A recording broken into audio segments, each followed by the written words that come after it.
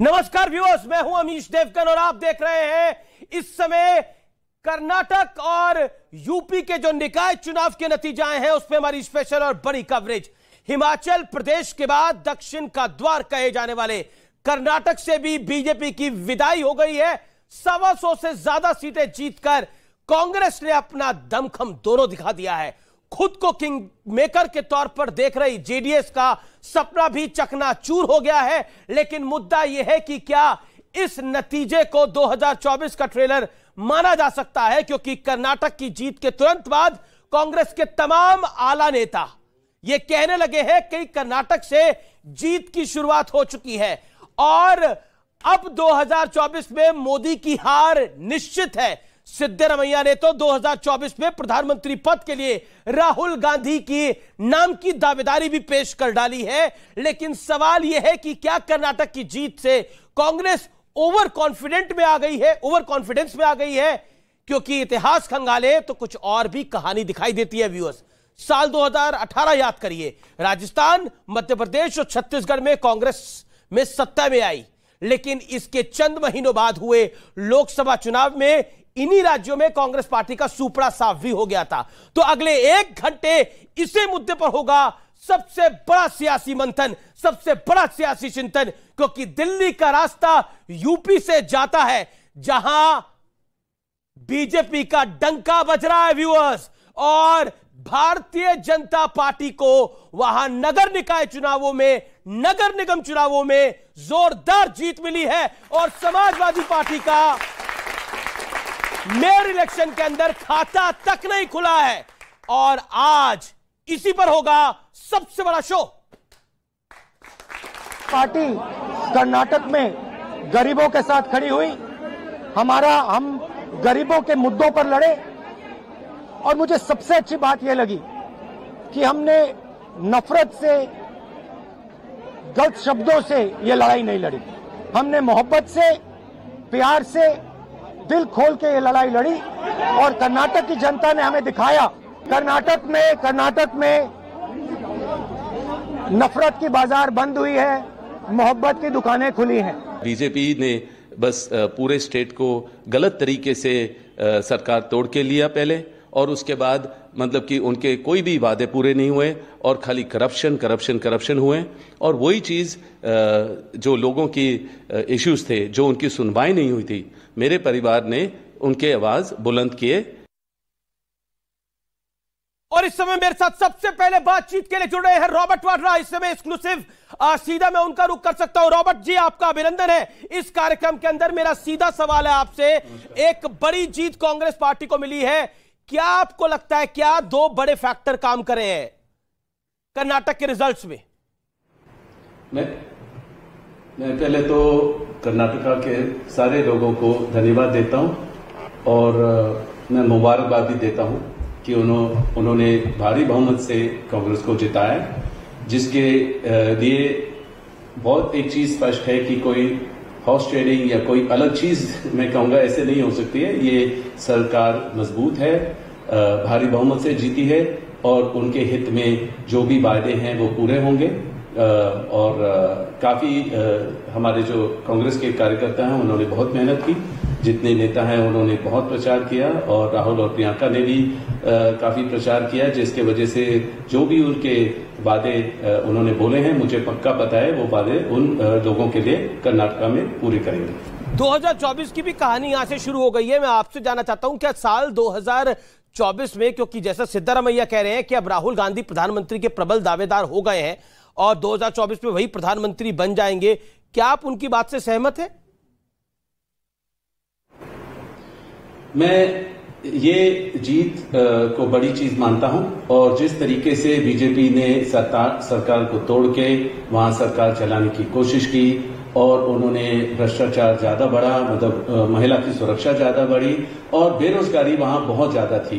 तो मैं ये कहूंगा कि पहले तो हम अब इस जीत को समझें, लोगों को समझें और लोगों के लिए जो वादे किए वो पूरे करें। और मुझे लग रहा है कि अब ये बदलाव का माहौल बन चुका है और आप देखेंगे मध्य प्रदेश में भी और कहीं भी अगर स्टेट इलेक्शन होंगे उसमें बदलाव जरूर आएगा और आप देखेंगे कि पूरा कांग्रेस पार्टी जितने भी नेता हैं सब लोग एकजुट होकर मेहनत करेंगे और जो भी उनसे नहीं हो पाया पहले वो जरूर करेंगे और बदलाव का माहौल बन चुका है और बदलाव आगे 24 तक जरूर होगा। बदलाव आप कह रहे हैं 24 तक होगा। मैं सवाल उसको दोबारा पूछ रहा हूं, क्या राहुल गांधी प्रधानमंत्री पद के दावेदार हैं? क्योंकि एक आवाज तो प्रियंका गांधी वाड्रा के लिए भी है। ये बोलूंगा कि मैं राजनीति में पूरे नहीं हूं उसमें फुली, और मैं खाली जो मेरा ऑब्जर्वेशन है, अनुभव है, उसमें मैं अपनी कुछ टिप्पणी रखता हूं या कुछ बोलता हूं। मेरा ये है कि ये जवाब मैं दे नहीं पाऊंगा, वो कांग्रेस पार्टी देगी और कांग्रेस के लोग डिसाइड करेंगे कि जो नेता वगैरह है कि कौन प्रधानमंत्री बनेगा, कौन क्या कदम लेंगे। पहले तो एक स्टेट इलेक्शन मैं आपसे पूछ रहा हूं आपकी निजी ख्वाहिश क्या है, क्योंकि आपके लिए भी टफ है, एक तरफ प्रियंका है, दूसरी तरफ राहुल है। दैट्स माय ख्वाहिश है बहुत। ये यस, तो जो भेदभाव की जो राजनीति है, धार्मिक राजनीति है, ये हटनी चाहिए, सेक्युलर रहना चाहिए। जो यहाँ मुद्दे हैं देश में, बेरोजगारी के, महिला सुरक्षा, और जो अभी मेरे को जैसे बहुत चिंता है जो हमारे जो रेसलर हैं जो अभी आंदोलन कर रहे हैं कि उनकी कोई बात सुन ले। और जैसे हम लोग सुनते हैं, सारे बीजेपी के नेता कहते हैं कि आज मन की बात यहाँ सुनेंगे और वहां सुनेंगे, पर एक भी कोई भी वहां नेता नहीं पहुंचा है, चाहे महिला नेता हो, कि वहां उन बच्चियों के साथ जो गलत हुआ है, उनके जो ब्रजभूषण के द्वारा जो गलत हुआ है उसकी बात ही नहीं करते हैं, तो उनकी सुनवाई नहीं होती है। तो मतलब कि और किसकी बात समझेंगे? देश में बहुत ही गलत हो रहा है और माहौल ठीक नहीं है। और उस चीज के लिए जो मेरे परिवार चाहे पार्लियामेंट में बोलता है, जिसके वजह से राहुल को हटना पड़ा और उनको अपना घर छोड़ना पड़ा है, जो भी माहौल है वो ठीक नहीं है। हमें सेक्युलर रहना चाहिए और हमें देश के प्रगति में ज्यादा सोचना चाहिए। अभी खाली एक ही जीत हुई है, हम उस मुकाम पे नहीं सोच रहे हैं कि कौन प्रधानमंत्री बनेगा, ये वो अभी एक ही स्टेट इलेक्शन जीते, पहले हम उसको ऑब्जर्व कर लें।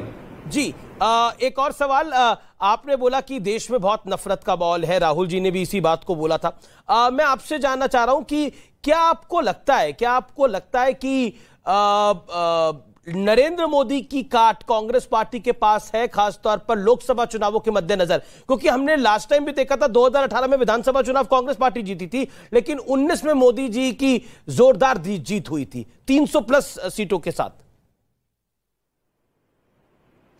आप मुझे बताइए, जब बीजेपी को लगा कि उनके जितने भी नेता हैं वो कुछ नहीं कर पा रहे हैं, उनकी बात लोग नहीं सुन रहे हैं अब कर्नाटका में, तो उनको प्रधानमंत्री जी को बुलाना पड़ा। और मैं काफी शौक हूं और उनसे मतलब कि उन्होंने इतना ज्यादा प्रचार किया, इतने रोड शो किए, इतनी मेहनत की और उसका नतीजा नहीं कुछ निकला।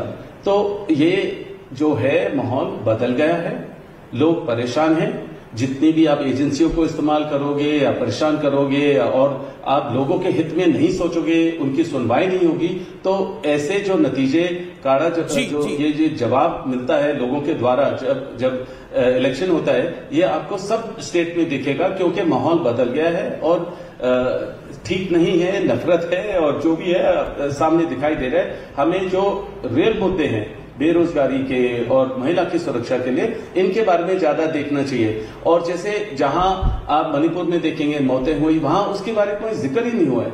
जहां अगर मतलब ये रेसलर अगर कुछ मेडल जीत के आते हैं तो फिर हम उनके साथ ऑप्टिकली सही दिखाई देते हैं, फोटो खिंचाते हैं, पर जब उनकी कोई बात नहीं सुन रहा है, पूरा देश देख रहा है, पूरा इंटरनेशनली लोग देख रहे हैं कि यार ये क्या हो रहा है कि ये माने हुए देश के, उन्होंने देश का नाम आगे किया है, पर उनकी कोई सुनवाई नहीं होती है। उनको इस्तीफा देने में क्या प्रॉब्लम है ब्रजभूषण जी को, पर मतलब वो उनको लग रहा है उनकी हार होगी एक अगर मिनिस्टर को इस्तीफा देना पड़े जिन्होंने गलत किया इन बच्चियों के साथ। ठीक है रॉबर्ट वाड्रा जी, आखिरी दो सवाल। इसके साथ यूपी नगर निगम और यूपी निकाय चुनावों के भी नतीजे आए हैं, वो भी ठीक ठाक इलेक्शन होता है। कर्नाटक जितना बड़ा तो नहीं है लेकिन बड़ा इलेक्शन है। यूपी एक बड़ा स्टेट है जहां बहुत बड़ी जीत मिली है भारतीय जनता पार्टी को। कांग्रेस वहां पर कहीं स्टैंड नहीं कर रही है। Your take on Uttar Pradesh, क्योंकि गांधी फैमिली का एक समय पर बेस्टन रहा है अमेठी, रायबरेली, क्या what is your take on that, और क्या आपको लगता है प्रियंका जी को चुनाव लड़ना चाहिए रायबरेली से अगला लोकसभा का? देखिए, लोगों की पुकार ये है कि प्रियंका लड़े। पूरी हमारी आबादी बहुत ज्यादा है, वो भी सब चाहते हैं कि प्रियंका लड़े। उनको लग रहा है कि प्रियंका में वो बिलीव करते हैं, उनमें होप करते हैं कि वो समझेंगे और देश को क्या जरूरत है। तो जरूर वो चाहेंगे कि प्रियंका वहां से लड़े, चाहे यूपी हो या कहीं से, पूरे देश भर में कहीं से लड़ सकते हैं। पर देखिए, मैं हैरान नहीं हूं कि हम किसी को कंपेयर कर रहे हैं कि एक जगह बीजेपी की हार हुई तो एक जगह ये यूपी में उनकी जीत हुई। स्टेट इलेक्शन जीते हैं, ये मैंडेट है लोगों का, वो बहुत बड़ी चीज है और मैं उनको मुबारकबाद देता हूं। जहां वो लोग जीते हैं वो अपना प्रगति दिखाएं, वहां अपने यूपी में प्रोग्रेस दिखाएं और जहां भी प्रोग्रेस होगा लोग उनके साथ सहमत रहेंगे और जवाब देंगे उनके हित में। बहुत सिंपल है। तो मेरे उससे ज्यादा तो मैं कुछ कह नहीं सकता। जी, मेरा अगला सवाल आपसे ये, क्या आपको हम पॉलिटिक्स में जल्दी देख सकते हैं? देखिए, मेरे लिए भी जरूर लोग पूछते हैं और काफी लोग आते हैं मेरे दफ्तर के बाहर यहाँ कि अगर मैं पॉलिटिक्स में आऊंगा तो जो भी मैं अगर चैरिटी कर रहा हूँ या मैं अपना धार्मिक पूरा दौरा करता हूँ, तो उनको लगता है कि मैं अगर पॉलिटिक्स में आऊंगा तो अपने बड़े पैमाने पर अपना काम कर पाऊंगा और जो भी मेरे ऊपर बेबुनियाद इल्जाम लगाते हैं और एजेंसियों के द्वारा और हर चीज, मैं अपनी बात रख पाऊंगा। क्योंकि मेरे को एक पॉलिटिकल प्लेटफॉर्म चाहिए होगा, क्योंकि मुझे हर चीज, जब भी कोई इलेक्शन होता है तो रॉबर्ट वाड्रा का नाम इस्तेमाल होता है और उसके बाद फिर से सब कुछ शांत हो जाता है और इतने सालों में कोई कुछ उनको मिला ही नहीं है। तो मेरा मतलब है, कुछ अगर गलत हुआ ही नहीं है तो मिलेगा क्या? तो अगर जरूर मैं जब भी वो मेरी बात करते हैं तो मैं उसका जवाब देता हूं, पर अगर ये हमेशा राजनीति में मेरे को खींचते रहेंगे तो अगर मैं पार्लियामेंट में आऊंगा, मुझे लग रहा है कि मेरी बात और सुनवाई तो मतलब आप पॉलिटिक्स के अंदर आपको लगता है कि अगर आप पॉलिटिक्स के लिए आएंगे तो फिर तो आप कहते हैं कि आप पॉलिटिक्स में आएंगे, पार्लियामेंट में आना चाहेंगे। अगला सवाल मेरा बनता है, आपने बोला नफरत है देश के अंदर, तो यूपी में बीजेपी जीत रही है तो नफरत नहीं है, कर्नाटक में हार रही तो नफरत है। ये इस सवाल का जवाब क्या है सर? मैंने कभी ऐसे बोला ही नहीं है कि यहाँ नफरत है या वहां नफरत है। नहीं, मेरा सवाल है ये, आपने नहीं बोला। ये सवाल मेरा सवाल है ये सर आपसे। नहीं, पर मैं आपसे पूछूंगा, आपको लग रहा है कि हमारे देश में महिलाओं को सुरक्षा की जरूरत है और उनको वो सुरक्षित महसूस करते हैं? आप उनको लगता है कि बेरोजगारी की कोई कमी है हमारे देश में?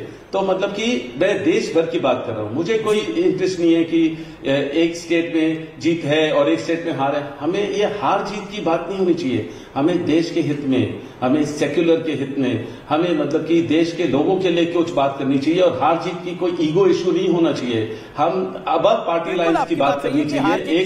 एक जो जनता का विषय है, लेकिन आपने बोला सेकुलर होना चाहिए। By secular what do you mean? By secular what do you mean? हम भी हनुमान जी में बिलीव करते हैं और हम उसके लिए कोई ऐसी चीज नहीं करेंगे जो मतलब कि जो नेगेटिव हो किसी पब्लिक के लिए।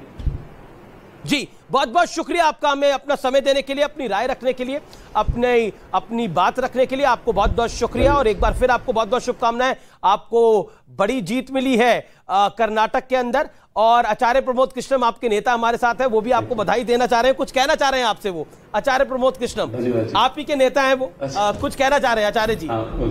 जी रॉबर्ट जी। नहीं, रॉबर्ट वाड्रा जी को मैं सुन रहा था, उन्होंने बहुत ही अच्छे तरीके से अपनी भावनाओं की अभिव्यक्ति की है और बड़े नपे तुले शब्दों में की है और बिल्कुल उनको लोकसभा आने का अधिकार है, लोकसभा का चुनाव लड़ने का अधिकार है। मैं स्वागत करूंगा अगर रॉबर्ट वाड्रा एक्टिव पॉलिटिक्स में आते हैं तो। बहुत बहुत शुक्रिया रॉबर्ट वाड्रा जी आपका हमारे साथ जुड़ने के लिए और आपका बहुत कुछ। रॉबर्ट वाड्रा आप कुछ कहना चाह रहे हैं आचार्य जी को?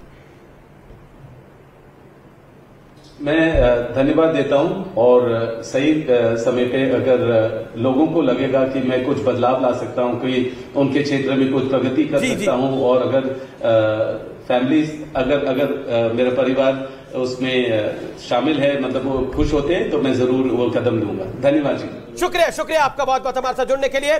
और इस सब हम चर्चा को आगे बढ़ाते हैं। रॉबर्ट वाड्रा हमारे साथ थे एक्सक्लूसिवली बात करने के लिए।